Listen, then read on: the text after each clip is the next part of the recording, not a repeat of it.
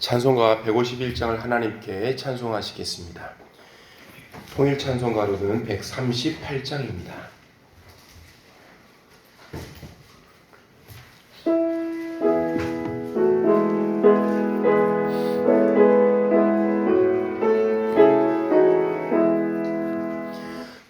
만왕의 왕 내 주께서 왜 고초당했나.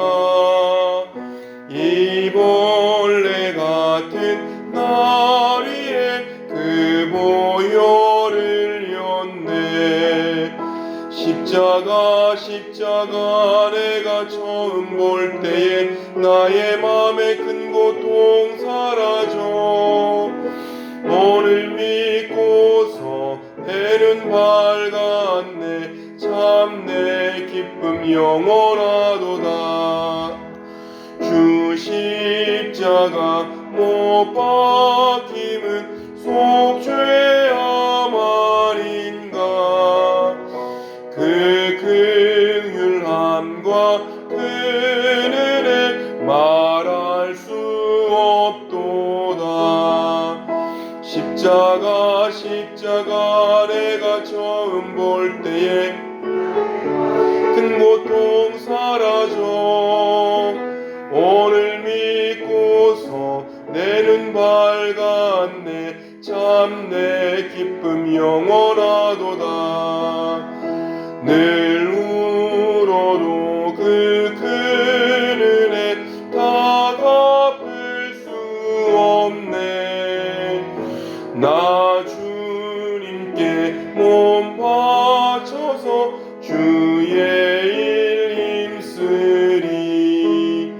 십자가 내가 처음 볼 때에 사라져. 오늘 믿고서 내는 밝았네. 참 내 기쁨 영원하도다. 아멘. 우리 한 장 더 하시겠습니다. 찬송가 446장입니다. 통일 찬송가로는 500장 한 장 더 찬송합니다.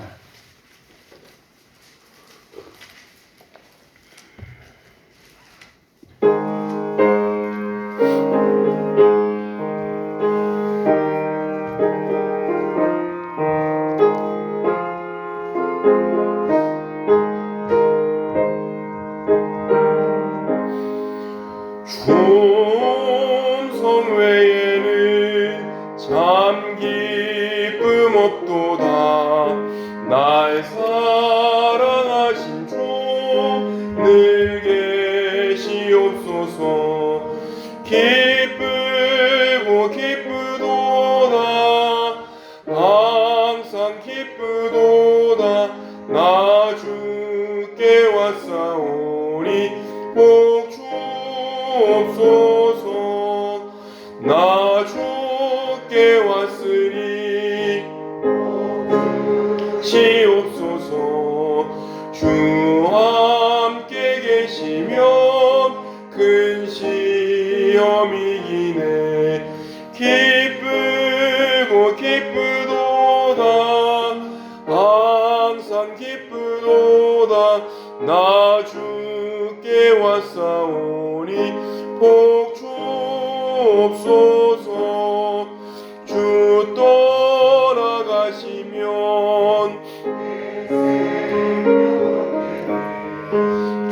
기쁘나 슬플 때 늘 계시옵소서. 기쁘고 기쁘도다.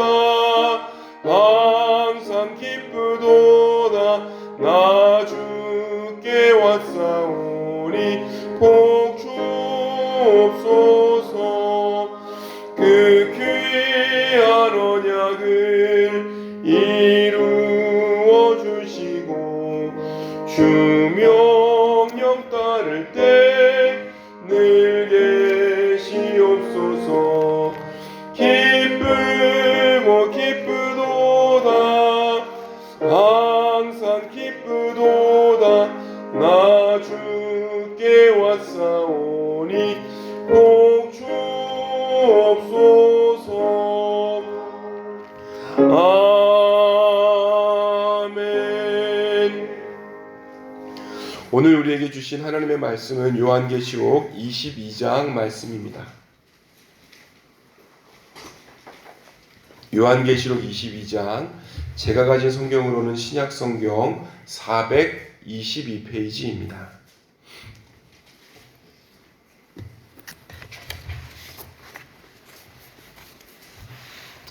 저와 여러분들이 한 절씩 교독하시겠습니다. 또 그가 수정같이 맑은 생명수의 강을 내게 보이니 하나님과 및 어린 양의 보좌로부터 나와서 가운데로 광 좌우에 생명나무가 있어 12가지 열매를 맺되 달마다 그 열매를 맺고 그 나무 잎사귀들은 만국을 치료하기 위하여 있더라. 다시 저주가 없으며 하나님과 그 어린 양의 보좌가 그 가운데 있으리니 그의 종들이 그를 섬기며 그를 얼굴을 볼 터이요 그의 이름도 그들의 이마에 있으리라. 다시 밤이 없겠고 등불과 햇빛이 쓸데없으니 이는 주 하나님이 그들에게 빛이심이라. 그들이 세세토록 왕노릇 하리로다. 또 그가 내게 말하기를 이 말은 신실하고 참된지라. 주 곧 선지자들의 영의 하나님이 그의 종들에게 반드시 속히 되어질 일을 보이시려고 그의 천사를 보내셨도다. 보라, 내가 속히 오리니 이 두루마리의 예언의 말씀을 지키는 자는 복이 있으리라 하더라. 이것들을 보고 들은 자는 나 요한이니 내가 듣고 볼 때에 이 일을 내게 보이던 천사의 발 앞에 경배하려고 엎드렸더니 그가 내게 말하기를 나는 너와 내 형제 선지자들과 또 이 두루마리의 말을 지키는 자들과 함께 된 종이니 그리하지 말고 하나님께 경배하라 하더라. 이 두루마리의 예언의 말씀을 인봉하지 말라. 때가 가까우니라. 불의를 행하는 자는 그대로 불의를 행하고 더러운 자는 그대로 더럽고 의로운 자는 그대로 의를 행하고 거룩한 자는 그대로 거룩하게 하라. 그러나 내가 속히 오리니 내가 줄 상이 내게 있어 각 사람에게 그가 행한 대로 갚아주리라. 나는 알파와 오메가요 처음과 마지막이요 시작과 마침이라. 자기 두루마기를 빠는 자는 복이 있으리. 이는 그들이 생명나무에 나아가며 문들을 통하여 성에 들어갈 권세를 받으려 함이로다. 개들과 점술가들과 음행하는 자들과 살인하는 자들과 우상 숭배자들과 및 거짓말을 좋아하며 지어내는 자는 다 성 밖에 있으리라. 나 예수는 교회들을 위하여 내 사자를 보내어 이것들을 너희에게 증언하게 하였노라. 나는 다윗의 뿌리요 자손이니 곧 광명한 새벽별이라 하시더라. 성령과 신부가 말씀하시기를 오라 하시는도다. 듣는 자도 오라 할 것이요 목마른 자도 올 것이요 또 원하는 자는 값없이 생명수를 받으라 하시더라. 이 두루마리의 예언의 말씀을 듣는 모든 사람에게 증언하노니 누구든지 이것들 외에 더하면 하나님이 이 두루마리에 기록된 재앙들을 그에게 더하실 것이요 만일 누구든지 이 두루마리의 예언의 말씀에서 제하여 버리면 하나님이 이 두루마리에 기록된 생명나무와 및 거룩한 성의 참여함을 제하여 버리시리라. 이것들을 증언하신 이가 이르시되 내가 진실로 속히 오리라 하시거늘 주옵소서.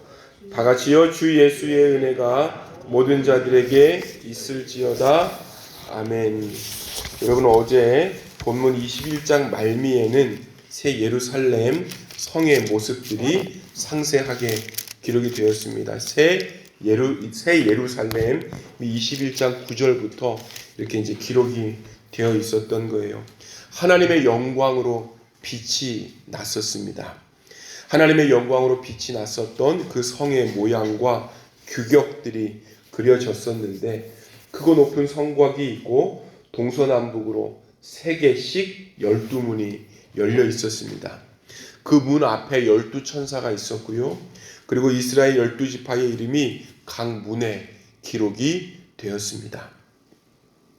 성을 둘러싼 성곽에 놓인 12기초석 위에는 12사도들의 이름도 있었습니다.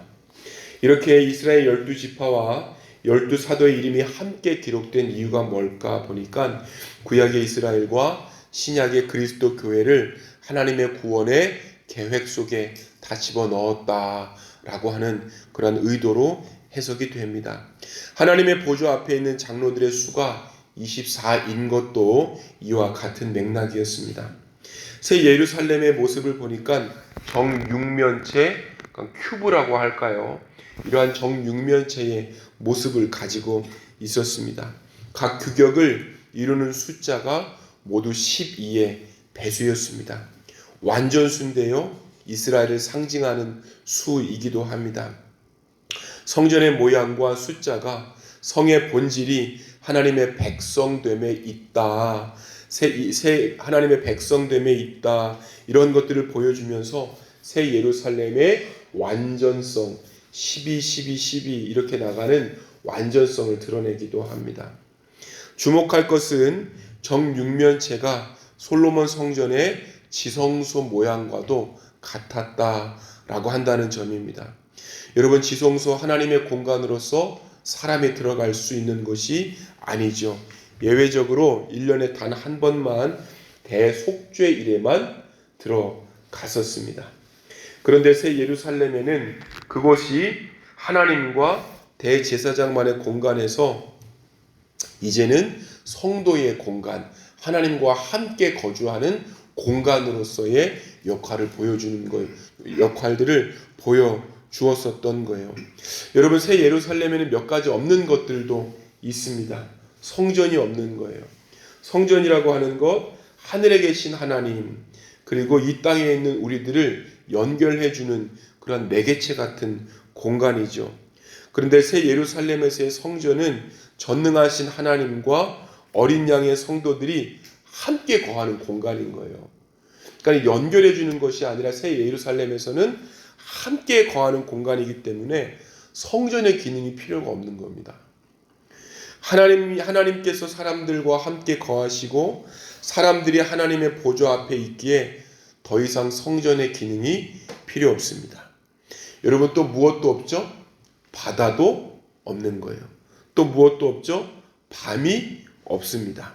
늘 하나님의 영광이 비치는 공간이 바로 새 예루살렘입니다. 등불이 필요 없어요. 그리고 저주가 없습니다. 눈물도 없고 사망도 없고 애통하는 것이나 곡하는 것이나 아픈 것이 더 이상 존재하지 않습니다. 악한 것도 없고요, 질병도 없습니다. 그런 이유를 보니까 오늘 우리가 읽었었던 우리가 오늘 읽었었던 1절과 2절의 모습이 그대로 다 연결이 되는 거예요. 그래서 여러분, 19장에서 시작되었던 그 내용이 오늘 22장에서 끝을 맺게 되는 것입니다. 예루살렘이 없는 것들 중에서 질병이 없다라고 하는 이 표현이 오늘 본문 2절에 있습니다. 다 함께 읽어보시겠습니다. 시작. 길 가운데로 흐르더라. 강 좌우에 생명나무가 있어 12가지 열매를 맺되 달마다 그 열매를 맺고 그 나무 잎사귀들은 만국을 치료하기 위하여 있더라. 여러분, 많은 사람들이 새 예루살렘을 이렇게 천국이나 혹은 천국 대신 생각할 때도 있습니다. 그런데 꼭 천국은 아닌 거예요. 그러니까 구분점들이 보이기는 한다는 뜻이죠. 여러분, 우리가 천국에 이렇게 간다라고 표현을 하잖아요. 그렇죠? 천국에 간다. 그런데 새 예루살렘은 천국에 간다는 개념이 아닌 거예요. 새 예루살렘은 이 땅에 온다 개념이 맞습니다. 조금 다른 점이 있다. 천국은 여기서 이루어지는 게 아니라 어디서 이루어지죠? 거기서 이루어지는 거예요. 거기서. 아시겠죠? 천국은 거기서 이루어지는 것이고 새 예루살렘은 어디에서 이루어지는 것이죠? 여기에서 이루어지는 거예요. 물론 이제 공통점들도 굉장히 많이 있지만 천국과 예루살렘을 볼 때 이러한 차이점들도 있구나라고 하는 것들도 아시면 좋을 것 같아요. 새 예루살렘은 성도들이 가는 어떤 장소라기보다는 자신이 새 예루살렘이에요. 그 개념이라는 거예요. 성도들이 곧 성전입니다. 유대교 성전은 분명히 건물이었지만 기독교에서 성전, 그리고 기독교에서 교회는 누구를 가르치죠? 우리란 말이에요. 우리. 이 개념이다. 새 예루살렘이라고 하는 개념이 변화된 하나님을 끝까지 따라간 우리의 개념, 그래서 이 땅에서 이루어지는 개념이다 라고 한다는 것입니다. 그래서 여러분, 새 예루살렘의 본질은 성도들이 하나님과 맺는 그 관계에서 시작이 되는 것이죠. 사탄의 영향력이 완전히 소멸되고 악이나 어둠이나 고난이 없던 그러한 상태, 하나님과 온전한 관계가 이루어지고 사람들과 창조의 세계가 온전한 관계가 되는 그러한 샬롬의 공간, 샬롬의 상태, 이것이 바로 새 예루살렘입니다.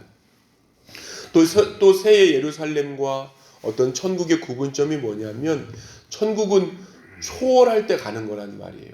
이 땅에 있지 않기 때문에 초월할 때 가는 것. 새 예루살렘에서는 어떤 초월적인 면과 이 내재적인 면들이, 한계적인 면들이 그렇게 크게 구분되지는 않습니다. 이건 무슨 말이냐면, 우리가 하나님을 볼 수 없습니다. 우리가 하나님을 만질 수 없습니다. 왜죠? 우리의 감각을 초월해 계신 하나님이시란 말이에요. 우리가 하나님을 정확히 알 수 없습니다. 우리가 하나님께서 우리의 사람의 인식을 초월해 계신 분이시기 때문입니다.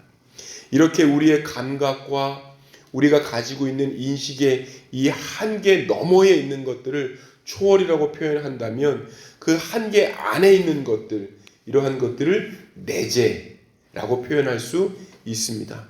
오늘 우리가 이 내재 가운데 갇혀있는 삶인 거예요. 한계 가운데 갇혀있는 삶인 거예요. 그런데 천국은 저 초월의 영역이 있죠. 이 초월과 내재를 매게 하는 역할이 성전이었단 말이에요. 성전. 그런데 지금은 우리가 성전이란 말이에요. 바로 이러한 개념에서 새 예루살렘은 초월과 내재가 함께 있는 그 공간이다 라고 하는 것들도 우리가 발견할 수 있습니다. 어떻게 표현이 되냐면 21장 한번 찾아가 보시겠어요? 21장 22절 말씀입니다. 21장 22절 말씀 한번 읽어보시겠습니다. 시작. 성 안에서 내가 성전을 보지 못하였으니 이는 주 하나님 곧 전능하신 이와 및 어린 양이 그 성전이심이라. 아멘. 즉 사람이 하나님의 초월 속에 사는 것이고, 또 초월과 우리 한계 내재가 함께 만나는 곳이 새 예루살렘이다 라고 볼 수 있겠습니다.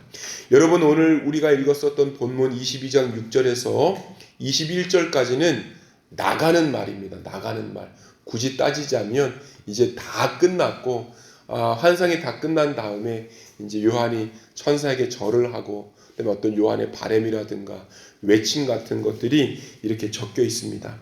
나가는 말의 첫 단락이 6절에서 9절인데 우리 7절과 8절을 한번 읽어보시겠습니다. 시작. 보라, 내가 속히 오리니 이 두루마리의 예언의 말씀을 지키는 자는 복이 있으리라 하더라. 이것들을 보고 들은 자는 나 요한이니 내가 듣고 볼 때에 이 일을 내게 보이던 천사의 발 앞에 경배하려고 엎드렸더니. 여러분, 이렇게 비슷한 단락이 맨 처음 요한계시록 시작할 때 이러한 단락으로 시작이 되었었던 거예요. 요한계시록 맨 처음 시작되었을 때 1장 1절에서 3절 중에서 3절을 제가 잠깐 읽어드릴게요. 이 예언의 말씀을 읽는 자와 듣는 자와 그 가운데 기록한 것을 지키는 자는 복이 있나니 때가 가까움이라. 오늘 8절 어떻게 얘기했죠?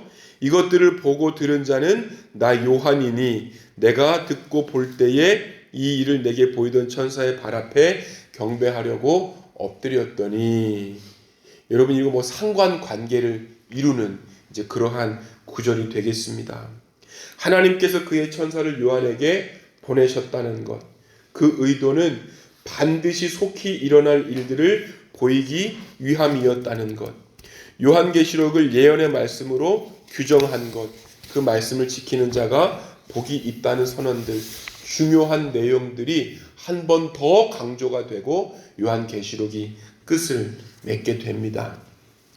이 외에도 독자들을 위한, 읽는 자들을 위한 권면들이 더 뒤에 나오고 이렇게 마무리가 되게 되는 거예요. 우리 20절에 뭐라고 기록이 되어 있는지 한 번 더 읽어보시겠습니다. 20절입니다. 시작.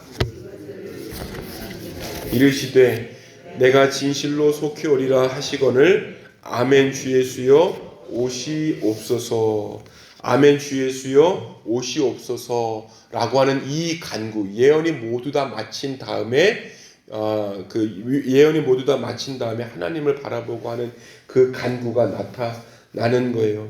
아람어 마라나타를 그리스어로 옮긴 것에 많은 학자들이 동의를 합니다. 마라나타라고 하는데요, 불교 용어 중에 비슷한 용어가 하나가 있습니다. 뭘까요? 마라난타가 있는 거예요. 마라난타. 마라난타가 누구냐면 인도 승려인데 백제의 불교를 전해줬던 사람이 마라난타입니다. 그래서 이제 되게 이름이 비슷하잖아요. 이것도 하나 여담으로 알아두시면 괜찮을 것 같아요. 마라난타도 있었다. 우리가 오늘 읽었었던 이것은 마라나타. 조금 다르다. 여러분, 요한계시록에서의 마라나타, 종말론적인 하나님 오십니까? 바랍니다. 이러한 모든 것들 이루어질 줄 믿습니다. 라고 하는 그러한 간구로서의 마라나타인 거예요. 이러한 외침, 요한계시록을 다 읽은 우리의 간구입니다. 하나님께서 계시지 않는 것처럼 보이는 시대, 하나님이 아닌 다른 것들이 우리 주님의 노릇을 하는 이 시대에 우리가 요한계시록을 읽는다는 것이 어떤 뜻이겠습니까? 바로 진정한 주님은 하나님이시며 그분께서 반드시 이 역사에 개입하셔서 그분의 주되심을 친히 보여주시는 것, 이것을 고백하는 것이 바로 마라나타라고 하는 표현입니다. 요한계시록에서 내가 속히 오리라 라고 말씀하시는 주님 앞에 우리도 같은 간구로 응답하기를 원합니다. 아멘 주 예수여 오시옵소서. 이 소망으로 매일을 살아가는 저와 여러분들이 되시기를 소망합니다.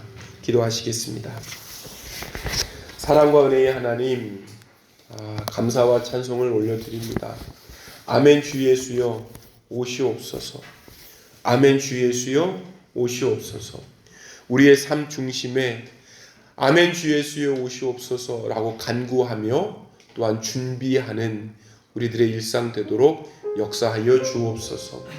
맡겨주신 사명들을 잘 감당할 수 있는 하나님 그 성도의 모습을 간직하도록 역사하여 주옵소서. 하나님, 순결한 신부와 같이 끝까지 주님을 기다리며 신랑 되신 주님을 바라볼 수 있는 믿음의 눈들을 허락하여 주옵소서. 우리 시간 토요일로서 토요일 함께 기도할 것은 우리 주일 예배를 놓고 위하여서 말씀을 전하시는 담임 목사님과 또 여러 예배 가운데 말씀을 전하시는 교육자들을 놓고 위하여서 기도하시겠습니다. 사랑과 은혜가 많으신 아버지 하나님, 감사와 찬송을 주님 앞에 올려드립니다. 아버지 하나님이여, 그렇습니다. 아멘 주 예수여 오시옵소서라고 하는 이 간구 위에 교회를 세우셨습니다. 아버지 하나님이여 이 삼도교회 위에서 내일 전해지는 모든 말씀 가운데에 주님 기름 부어주시기를 원합니다. 하나님 크게 역사하여 주시기를 원합니다. 하나님 크게 주님 역사하여 주시어서 더욱더 주님을 바라고 더욱더 주님을 기뻐하며 즐거워할 수 있는 우리 성도님들 될 수 있도록 인도하여 주시기를 원합니다.